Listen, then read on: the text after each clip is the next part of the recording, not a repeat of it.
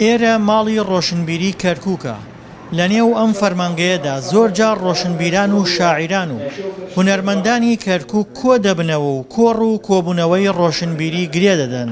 ڕۆشنبیرانی نێو ماڵی ڕۆشنبیری کەرکووک چاویان لە داهاتووی شارەکەیانە، دەیانەوێ بە بڵاوکردنەوەی هۆشیاری بەرەنگاری فکری داعش و تونڕەوی ببنەوە و کار بۆ بنیاتنانی کۆمەڵگەیەکی هۆشیار بکەن.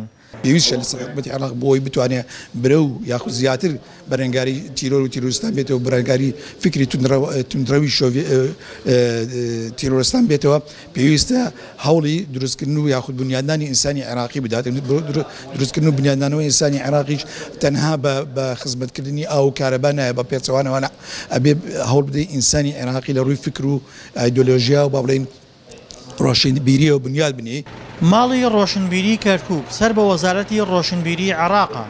فەرمانبەرەکانی تێکەڵەیەکن لە کورد و عەرەب و تورکمان و ڕۆژانە پێکەوە و بێ هیچ گرفتێک کار دەکەن.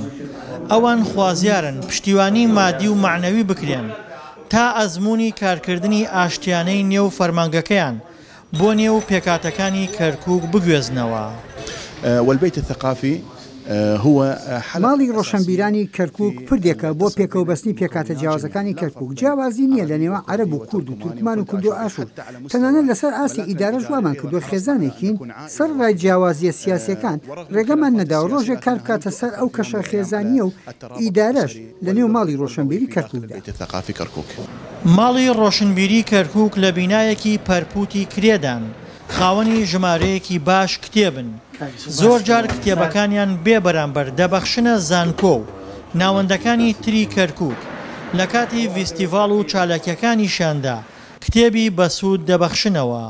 ئەو فەرمانبەرانەی لە نێو ماڵی ڕۆشنبیری کەرکووکدان ئینتیماداریان بۆ حیزبە کوردی و عەرەبی و تورکمانیەکان تێدایە، بەڵام وەک خۆیان دەڵێن بڕیاریان داوە ئینتیمای حیزبی لە کاتی کارکردندا وەلانێن.